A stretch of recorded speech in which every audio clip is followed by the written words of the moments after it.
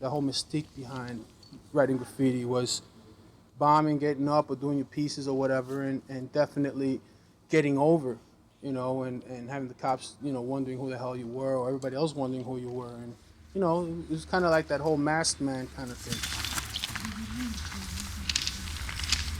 It's the sneaking about late at night and meeting up with people who you wouldn't normally meet up with, and meeting up with people from other countries and stuff. And if you can get away with doing a wicked painting somewhere naughty, then it's all the better. Imagine how you feel walking home from that. I've done something there and someone's going to see that and think, wow. We did trains, and you sit on a platform and you watch how people respond to the pieces. And you'd be surprised. I mean, it'd be something, you know, straight up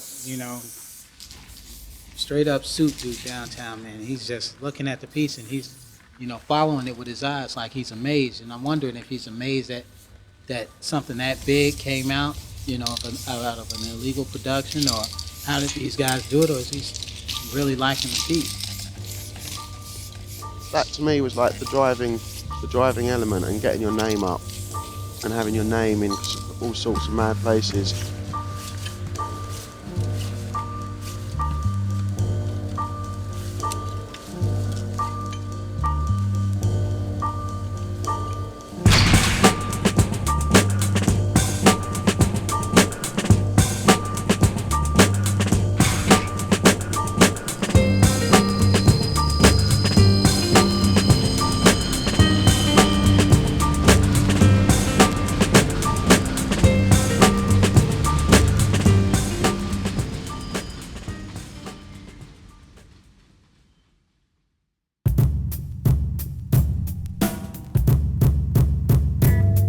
Like I said, it's a blessing to come out here. I'm from Connecticut, you know, traveling 16 hours just to paint a wall. You know, if you tell some chick that, she'd be like, you fucking crazy. You know, something's wrong with you, you know what I mean? But to us writers, this is like the spot, you know? Look at this wall, it's beautiful, it's nice, it's flat, it sucks the paint up. It's really cool that the city supports them like that, you know? We had a wall, our city took it away, so we just killed the city. I seen St. Louis, it looks pretty clean to me, the city. And that might be maybe just because of this wall.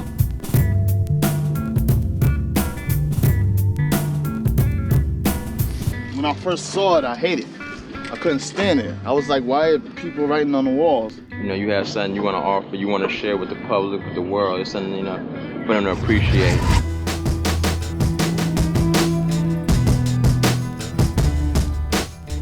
This is real cool because, you know, this way, you know, I mean, other writers that you heard about and, you know, you see their work and you're probably interested in meeting them. You can meet them here. You can network with other writers, you know. You can check out some of the other writers' work and learn, pick up techniques, you know, not necessarily buy it, but, you know, pick up little stuff and you can improve your own work, you know. Yeah, it's great. Going all over, you know, just traveling, meeting people, having a good time. You know, that's what's basically more it's about to me, just having a good time. You know, I paint with anybody. St. Louis actually originally started out as a pretty small local event. It was just a matter of writers locally calling each other up, getting a legal spot.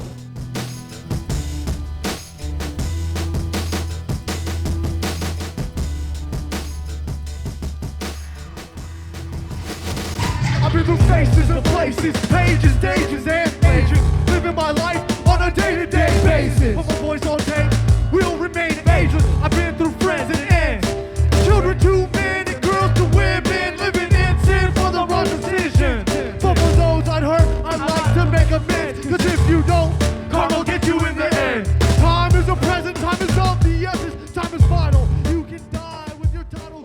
introduced to graffiti art, you know, I just fell in love with it, you know, and I don't know, I'm into hip hop music a lot, and it just blends in real well, you know, so it's just a part of my life, you know, I really can't explain it no other way than that.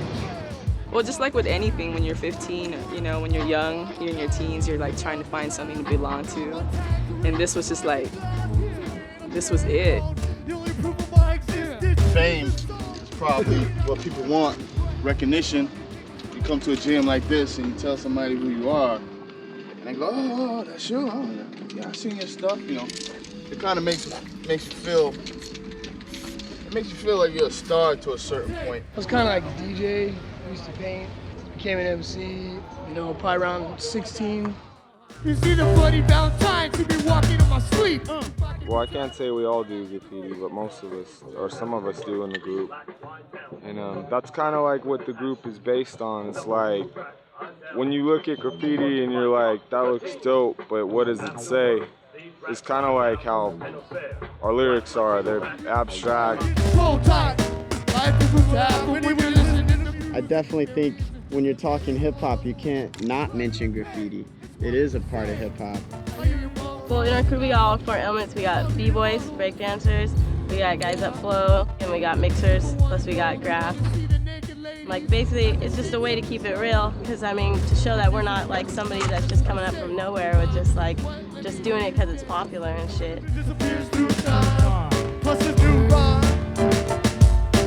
Everything disappears through time. As the years disappear, stickers fall from the wall, even as my tag stops to shine. To me, it's bullshit. Bullshit. Total bullshit. I don't see the correlation. The correlation between hip hop and graffiti, that's a media thing. They put all, and breakdance, they put that all in one package so they can identify it, put it in a box.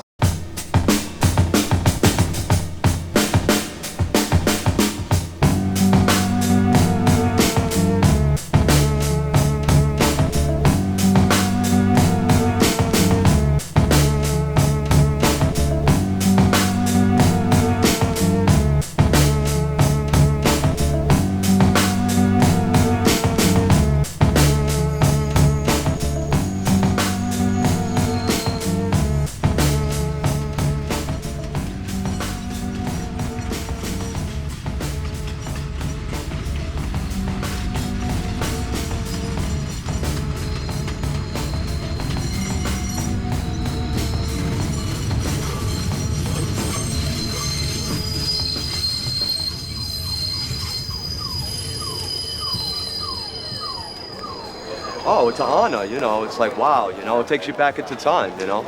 It just happened. Yeah. I didn't know him. He wrote on the same line I wrote on. But we've seen each other's work. And the respect, you know, it's like meeting family. Yeah. You know, you see his name, he sees my name, we don't know each other, we write on the same lines. 20-something years later, we meet. Now we're hanging out talking. It's like we're family. With you guys. You know? It's like we're family, you know, because we had that same bonding of writing on the same line. There's a sound that's sweet. Oh, yeah. Nice sound.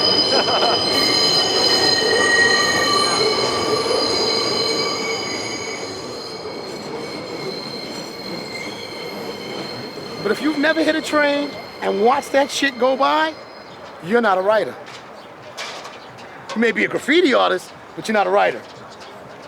And we never really were. We were never really graffiti artists. We were writers. That's what we were, writers.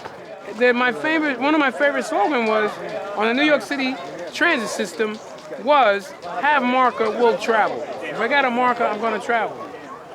And on a daily basis, I hit every stop on every line. One stop at a time. I love it, man. I started in '69, man. There was another guy out there.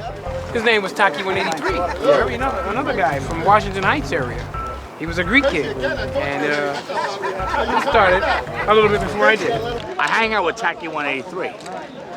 I mean, he got to play for the first graffiti writer ever. He supposedly have started it. The reason why they said he started it is because Taki 183 was a messenger.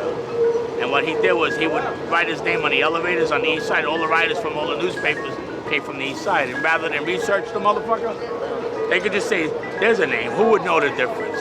Just like real life. If they don't know, Just write any old shit and just say it's his guy.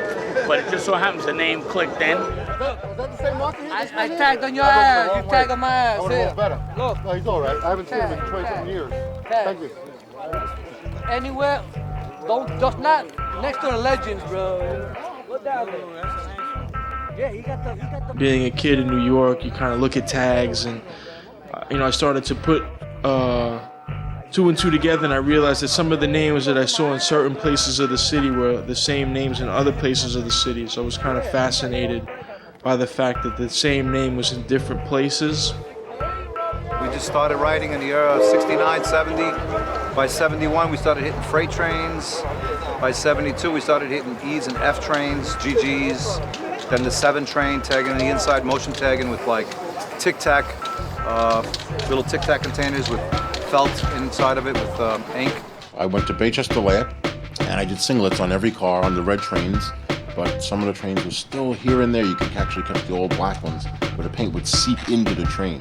And I would put a singlet on every car and then sit on the train station the next day after cutting out of homeroom class. And then sit there all day just to wait to see my singlet go by. That was good stuff. Guys start realizing, okay, I gotta make my shit stand out because now a lot of motherfuckers are doing this shit. And then the singlet actually developed by coming a little bit larger and larger, and then someone actually put an outline very thin around it, and then we started calling it a masterpiece, which was stick letters. That's the status quo for a while until Super Cool 223 realizes that if you take the cap off of this stuff called Jif foam, which was like, what was it, carpet cleaner? Jif foam? He puts a Jif foam cap and he does a Super Cool, and it comes out this fat. The paint comes out of the can that fat. Once he does that, he actually takes the regular can and puts an outline around it. This is not the first time I ever went painting, but this is the first masterpiece I ever did on a subway train, and this is in 1972. Actually, if I hold it still enough, if you look at the background, you can see that's the first beginning of pieces because the other pieces are small, of the masterpieces, and on the rest of the car, all you see are single hits. So everything went from that point to this point to that point, and then this other name came along later and just made his a little bit bigger, and that's how masterpieces began and developed from single hits into that and expanded in 1972. One of our first pieces on the 3rd Avenue were layups. The Kings, Comet and Blade. The only true Kings. Just gonna fade away again. You gotta put that in that cook. Yeah. Well, I remember this. We cut school. Yeah. We cut school at Evander Childs, with Robson Paint and Martin's Paint, and we bombed. In the daytime we did this. Yeah. Right in front of everybody on White Plains Road. Yeah. Because we're the true Kings, and still are, 30 years later. Well, what Kings meant at the, even from the beginning, meant that your name got around most throughout the entire city. And it wasn't that you called yourself Kings, other people acknowledged you as King, because it was like, that guy's name is up. Anywhere you went, you saw that name, that means you were the man. From 1974 until 1982, Comet and I were the kings of the 2s and the 5 line. Undisputed. Every car, both sides. Thank you. Yeah. Which is true, kid, believe it or not. Over anybody that was there, even our own pieces. We had no room, so we went over our own pieces. Our own whole cars. There was actually a time. And from 1978 and 1979, we could actually stand on East 180th Street or Tremont Avenue at the last stop and would actually see our names on 2 or 3 of every 10 cars. Both sides. You'd fit 2 or 3, sometimes 4 names like that below the windows on a car. And that's Style Wars, man, because you're with your best friends and you're doing graffiti side by side on the train together. But make no mistake about it, you're totally trying to burn your friend, the guy next to you. So, hence the competitive nature of the style, the actual lettering itself became very important, particularly when style masters like Phase 2 and Riff 170 started to and Tracy 168 started to you could say, raise the stakes. I invented the overlapping 3D Comet and I invented the Blockbuster, which is a duplicate of it on my wall behind me. Comet and I invented that in 1977. Another Blockbuster production. That's what we called them. So all of these guys out here, they're doing all this graffiti and they're making their money, but I'm the true legend. The true king of bubble letters. The one who started it all. Tell the guys there. Give him some props. Come on. I'll smoke my cigar while you can dictate. He, Phase 2, and Jester were the three people that invented bubble letters because it's already documented in See how the truth comes out. Right? Those are the three people that did bubble letters. The first I've ever seen. The beginning. The end. The king. The fist stamp. The king. That's right. These are my first paintings. Hopefully out there, you can appreciate these. These are true collected items. This is going for $5,000. Act now, and you can get this one for $29.95. What's the 1-800 number to call for that? 1-800-BUBBLE. The only person that I can think of is Scene, man. He's got an excellent 6-line collection. Yeah. Look at this. Oh, you got the I got Fuzz. I got Fuzz. Yeah, you got Fuzz? Yeah, I know No, Fuzz. the Fuzz is from 7 line. On the 4 line. Four 4 line. and then he started on the 4s and went to the 7. Right. What Yeah. happened to Fuzz one, man? He's still around. Yeah? Well, he don't come around here no more, man. Yeah, well, a lot of people, a lot of graffiti artists, when they used to go into like these art centers and rob like Krylon paint, a lot of them seen those signature books with the black leather on it, and I guess the people started writing single hits, and then as time went on, pieces, and a lot of writers wanted to keep them for like memories, you know. And at the time when everybody was getting into writing, doing piece books, most of the writers would sit on 149th Street in the Grand Concourse and writer's bench, and they would actually have the bottom of a page signed where they wanted you to put your piece in their book, which was really cool. The bench I used to go to in Brooklyn was at Atlantic Avenue, and all the Brooklyn writers used to go there. The first time I went there, I went with this guy, Part 2, the one who started me writing. You know, when you meet a writer, when you know a writer, when you see him back in those days, had ink stains on his sneakers, and he also had one bench. And you know, we asked each other what we wrote, and when he asked me what I wrote, and I told him Fargo, he said, yeah, I've seen that around. Yo, that was it. I said to him, I'm getting up. And this place was a place that all the graffiti artists used to go there to meet up, to talk about trains they'd done, or talk about a beef that they had with another graffiti artist, or somebody that just beat down, or they stole their paint from, they stole their black book. So it was a place to meet up. So when we first got there, you know, we were like, wow, this place is hardcore. Wow, style, you know what I mean? This is crazy.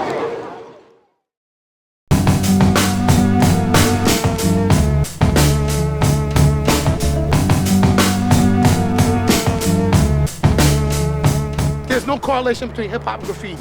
One has nothing to do with the other. Was when I was writing, there was no hip hop, there was none of that stuff. When we came along, we were listening to Sly and the Family Stone.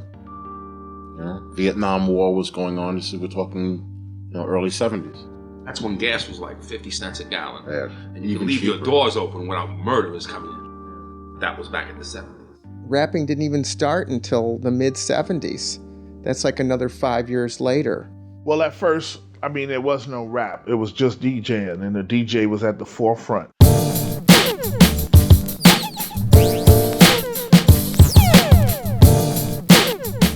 Say I grew up in the South Bronx, so like they were jamming around me in the parks. Like this was like some regular stuff, so it wasn't like you had to go to clubs to see it. It was just on the street.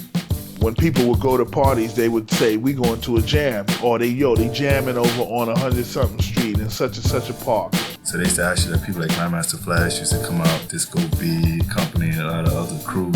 MCing really didn't come into play till like 75, I would say, really. And the media needed to coin a phrase from it. Well, what we know for a fact is that hip hop was created by a white academic. I don't know if he was going to NYU, but the person who wrote the book Hip Hop, he created the concept out of the verbology that he was getting when he was interviewing people.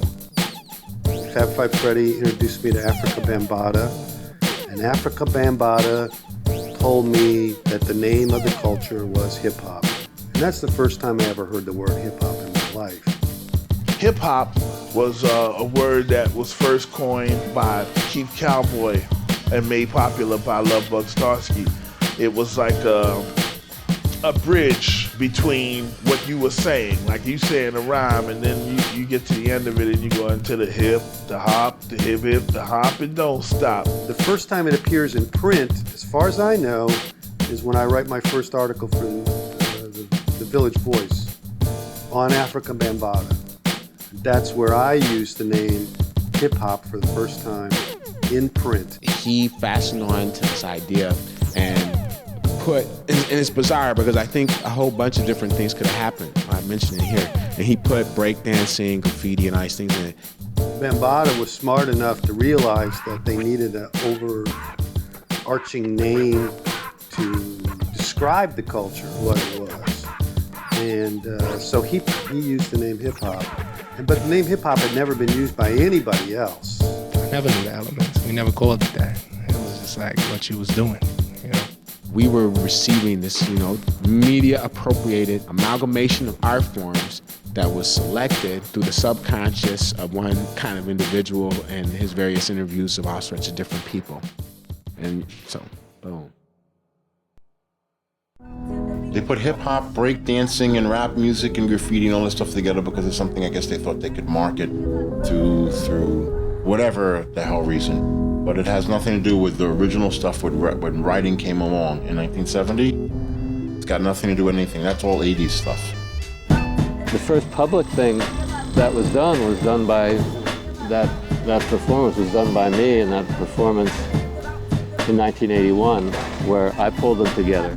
Nobody at that time, downtown New York, nobody outside of the sort of marginal neighborhoods where they lived knew anything about breaking or had even heard of it or seen it. He managed to find breakers through graffiti contacts and set up the first kind of combination rapping, breaking, graffiti that I think there ever was.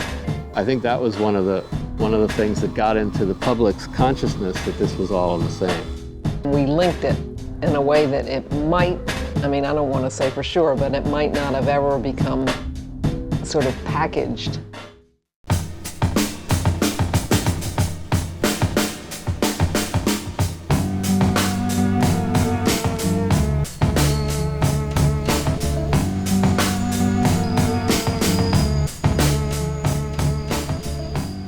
The minute they took it off of the trains in New York, and we were forced to do walls, is the minute that it went global and became a global art form.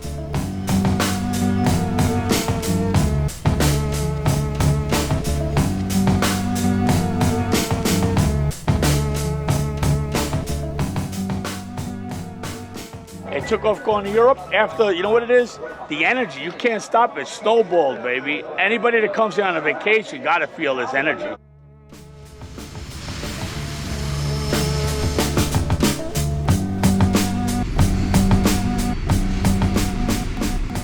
That's what writing was all about, was getting your name from one part of the city to the other. And next thing you know, people in Japan know your name, and it's become a worldwide culture.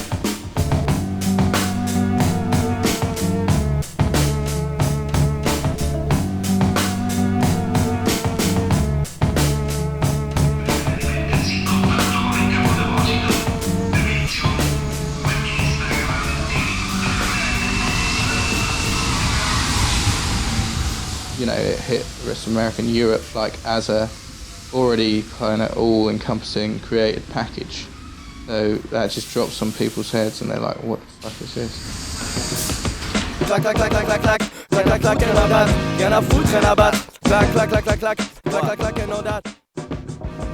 1982, Rocksteady crew, Dondi, myself, Bambaataa, Fab Five Freddy, Ramel Z, Double Dutch Girls, a couple of other acts, all went to France and the UK on a tour.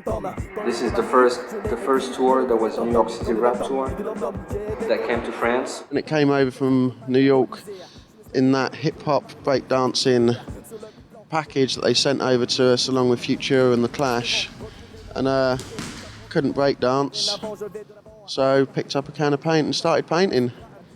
And that was it. From that moment on, fucked for life. That was also the kind of beginning of, really everybody the beginning of the exploitation of our, not exploit, but exportation of our culture.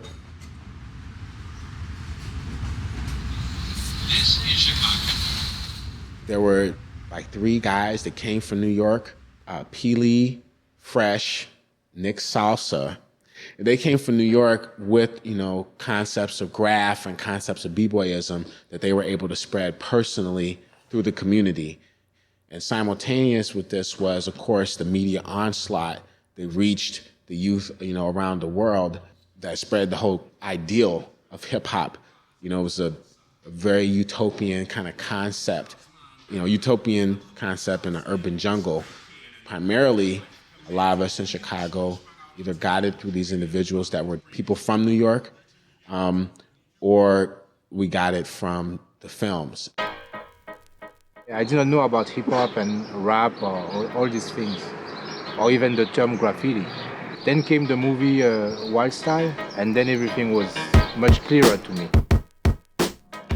And Wild Style was the first one. I remember seeing Wild Style, and it was like, I knew about rap, and I knew about breaking, but it just opened up graffiti to me with Lee and Lady Pink and Zephyr, Fab Five Freddy, all those guys in there. Wild Style, the entire movie was about the movement. It was about the newest and most powerful movement that was happening of that day, and that was hip hop.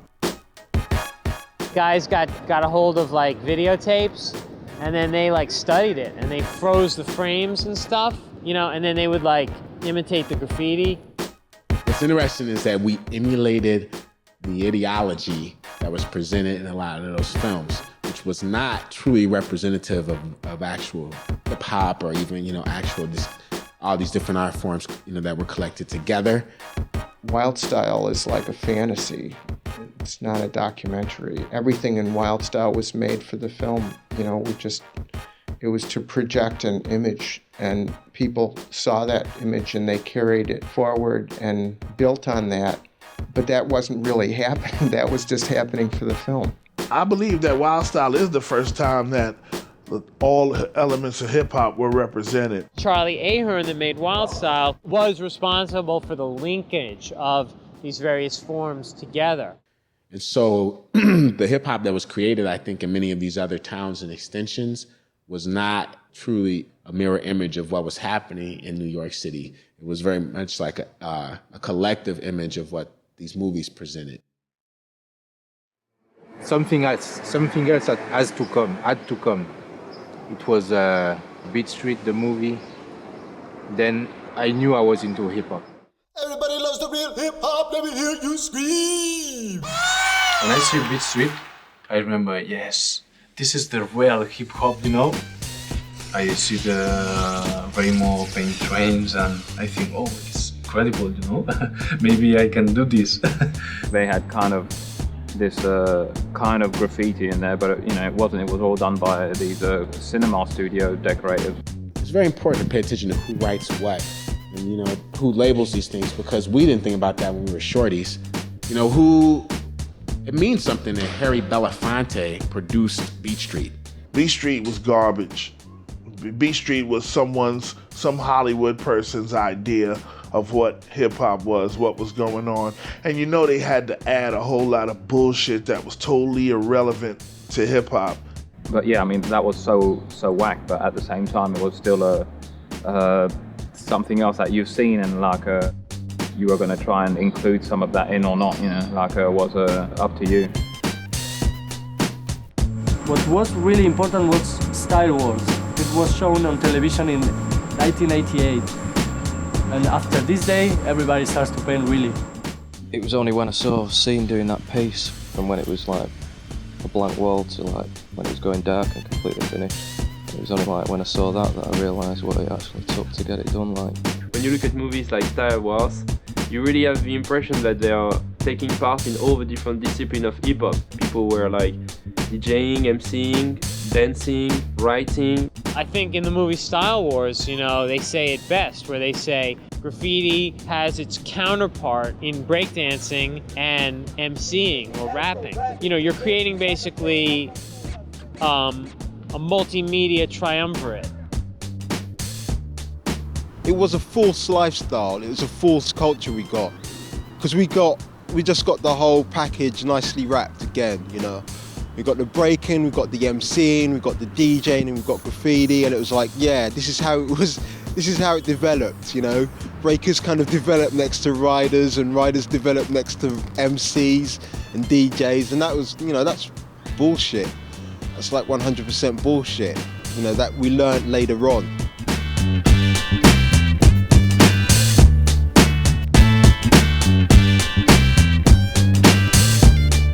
These things were not all cross-referenced at the time. It's the thing. Breakers in New York were not guaranteed to be graffiti writers, were not guaranteed to be rappers. There was way more different separations in terms of who did what.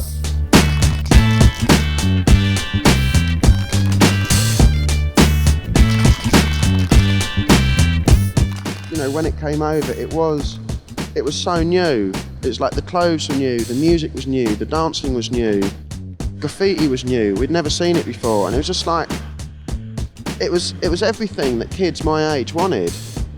It was like, you know, you, your mates get together, break dance, paint graffiti, have a laugh, and go mad.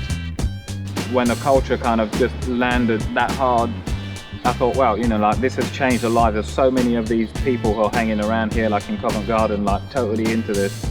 These people would never have met, because there was no culture that could make of one place a kind of meeting ground for people from all sides of the city and even from outside.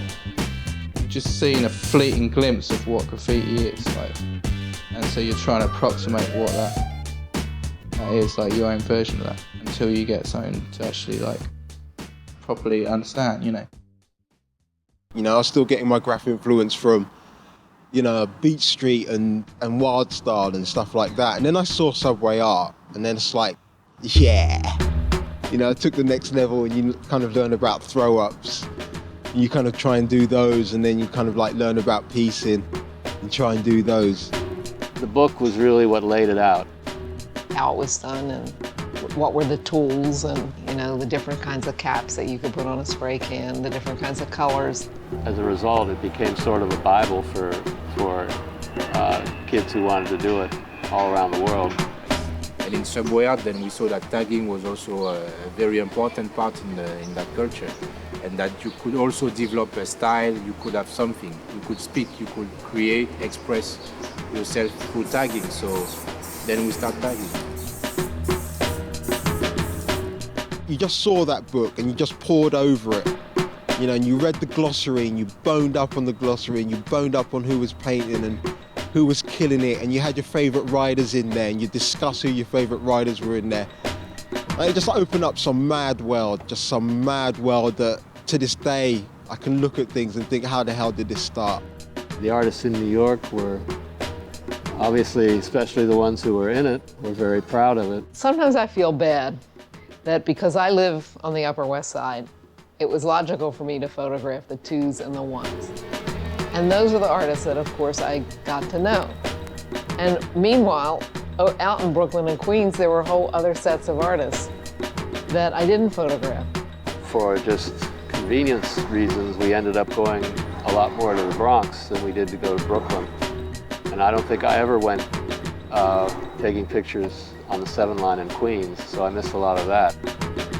Back in the days, it was so much of, oh, this is how it's got to look, like in a New York kind of idea. Yeah, all pieces needed to have kind of Vaughn Baudet characters, and it's only when there was this girl, this New Yorker, who was in Covent Garden, this is like late '84, I said, oh, is that your piece over there? That's really whack. And then I realized, shit, you know, like, perhaps I need to try and learn to do my own stuff.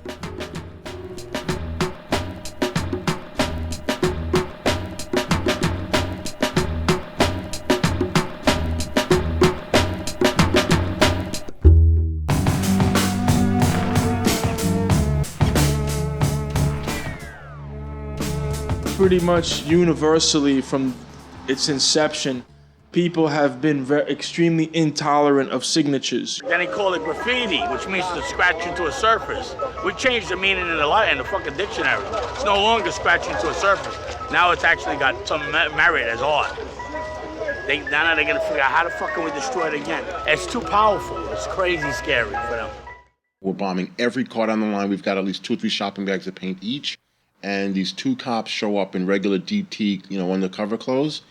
They start shooting the guns off in the air, and me and Kamal are running on the top of the trains to run, and we get to the end of the last car to train, and we actually jump off the top of the train down to the tracks and still kept hauling ass to get away from that situation. But then we went back the next day and then re-outlined all our pieces so it pulled out fresh Monday. Fuck the cops. Yes, gotta bomb and the pieces gotta pull out. They had the trains cleaned in '73, and then Mayor Beam came in, and he took all the buff trains and painted them silver with a blue stripe. After that happened, everybody just went ballistic, bombing all the trains. Through the '70s, no matter how much they kept buffing, there are so many thousands of kids bombing. That was the whole thing. Just there's so many there's just no way to keep up with it financially for the city's budget. It was like the ultimate cops and robbers, you know what I mean? Ultimate game of tag. The New York City subways, that was the shit, man. It was the best.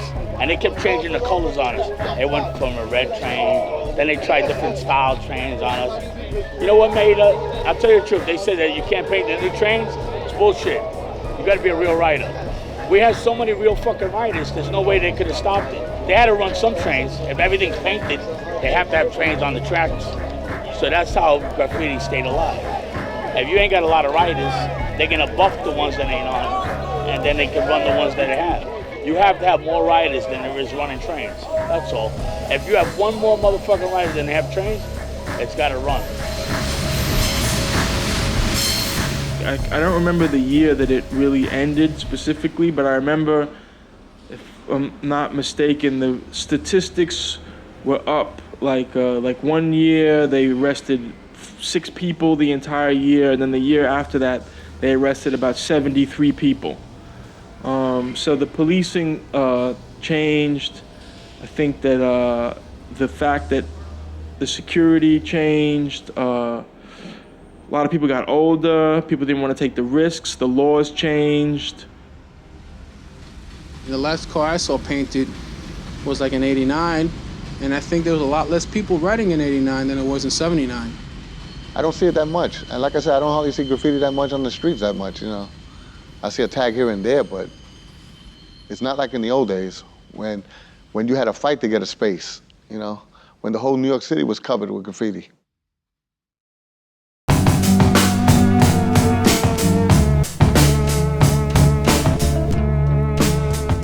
It's just a way of expressing yourself. Just think about this. I gave you art free of charge. When I hit the subway car and the car's traveling around, you get to see it free, right? You go to the museum, sometimes you gotta pay. I gave it to you free, man. They don't give me props. This is $1,000. That's why I hesitated to bring it out. If anybody's walking around with a G in their pocket, let me know. But this is $1,000. That's why I bring it out. You got Tracy 168, original. And then over here you got Taki 183, man. This is you can't get this, man. This is a limited edition. Collector's item right there, man. Stayed up all night making these circles, all night. Just circle, circle, circle, circle. I was dreaming of Cheerios all night, just circle, circle, circle, circle like that. Circles was jumping over my head in sleep at night. Yeah, man, but you gotta get a voice together. You gotta stay high. That Paranoid piece was bad. Tracy, Taki 183. That's bad. How many hours, Wayne? He's still around, huh? How many hours? Oh, see, this man knows. See, another artist to an artist. He knows how many hours. Hours, man. See those circles, man. That's.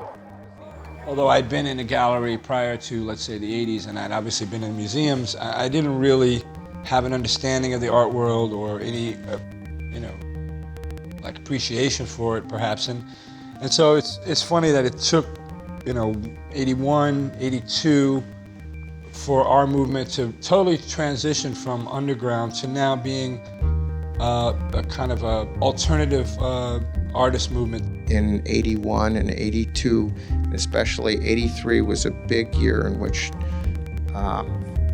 there were lots of art galleries in New York showing graffiti.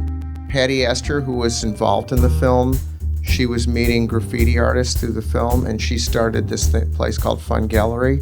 And she started showing Dondi and Zephyr and Futura.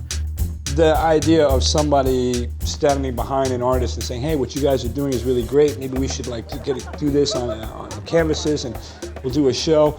I don't think the initial thing was to profit off the kids. I met a man, Henry Chaffin introduced me to him, named Yaki Kornblit. And he actually came and approached me and wanted to know if I could take the stuff from Subways and transpose it down to the size of canvas. And he thought that might be a marketable idea, and pretty much it caught on. I think everything started from in 82, because there was a big show from many artists from New York, and the show was called Arte di Frontiera. We as a movement started to do exhibitions on a regular basis in Europe. You know, we started, having a little network of people.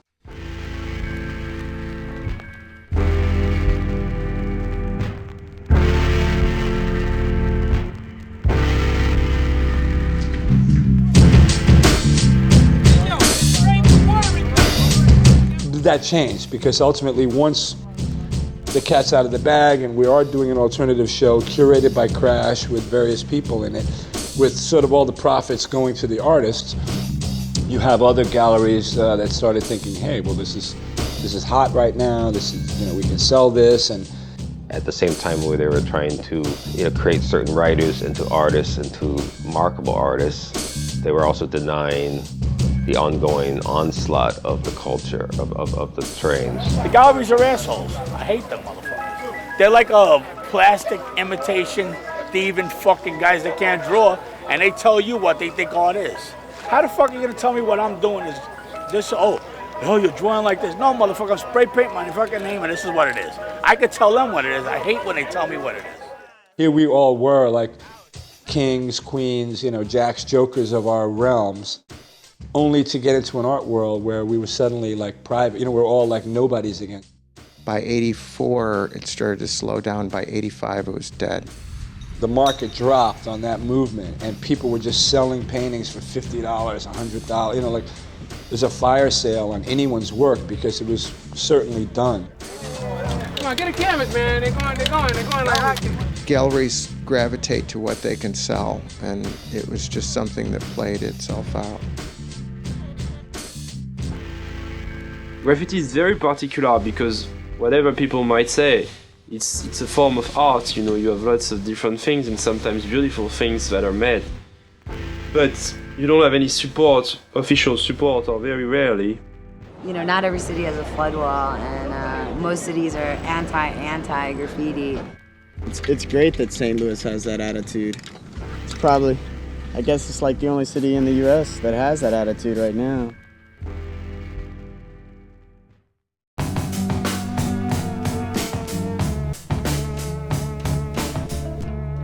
They've had their chance, the galleries, institutions, and all that, to define and to look at what we've been offering for 30 years. They didn't get it then, they don't get it now. The fact that a lot of kids did this, and then they started relating to it and started seeing some kind of camaraderie, I think that's kind of important. That's what made the culture. That's the kind of, love and respect that we have for each other because, we are underground movement for the most part. So, when you come into town or, people know you or whatever, it's like, they're like, yo, come stay at the crib or, let's go out, let's go chill. Let's do this, let's do that. It's just, it's kind of like being in the International Brotherhood of Boy Scouts or something like that,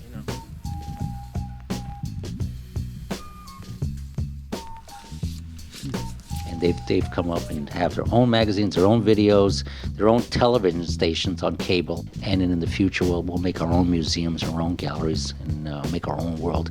This is about us. It's not about, there's a big division between the generations. and there's been a big break, and there's a whole new future, and that deals with graffiti. There's always a need to show this camaraderie, show this kind of power of the movement. There's always that kind of need. There's always the issues of, again, the past, present, and future. There's always a need for a forum. But I like to communicate, to see people and speak. Because it's also a human adventure. You know, it's not only about pictures and nice colors. It's also like, you know, share experiences and things like that.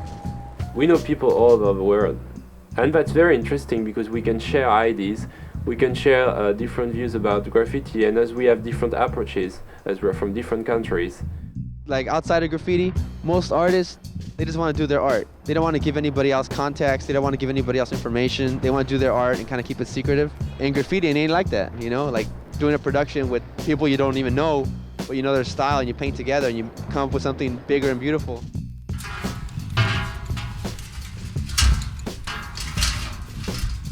I love that. I love that about it.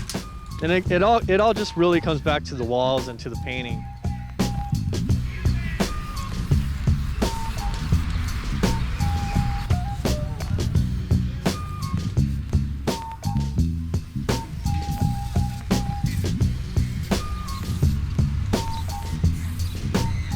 It's just amazing, yeah, you know, to see without our little network, yeah, how we can, you know, be like connected to the world, in fact. It's like the internet without the technology.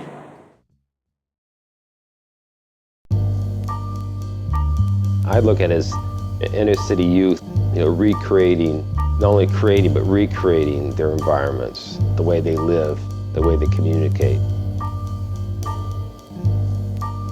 Graffiti writers challenge societal legalities that need to be challenged, and if we would accept them and accept the fact that most graffiti writers are children whose creative expression was frustrated in this world, right? Creative expression was frustrated. It's not nurtured in the United States. I don't know why graffiti is more accepted in places like Europe.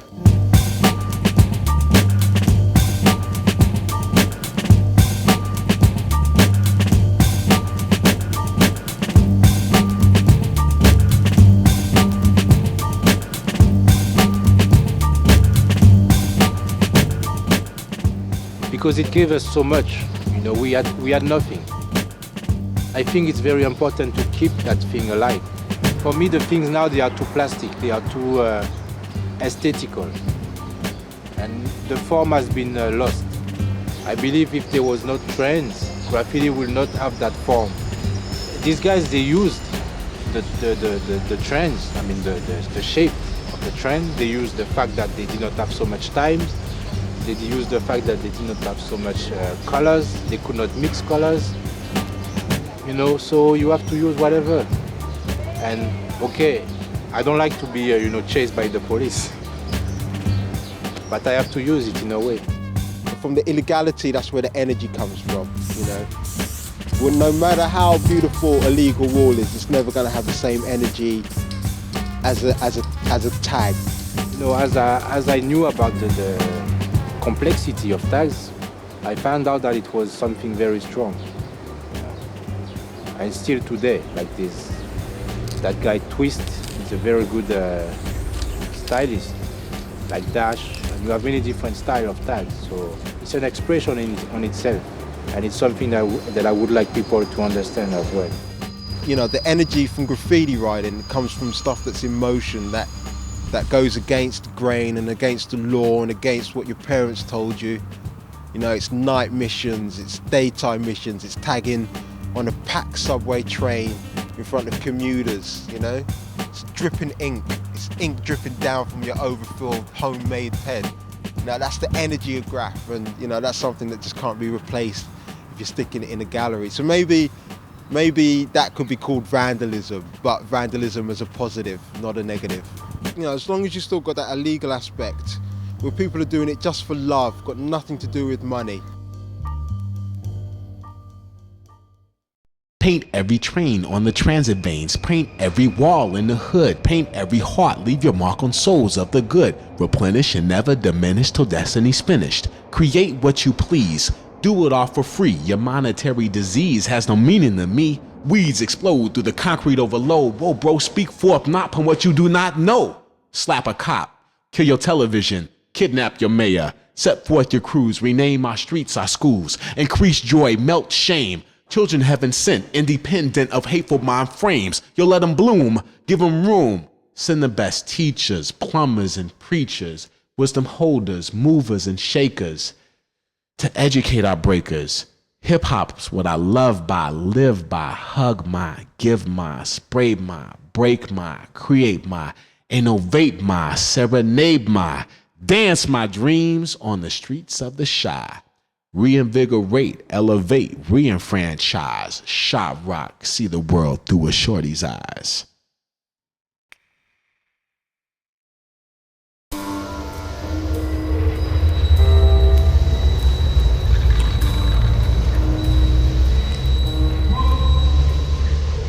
Sporadic curves, double lines as they intertwine.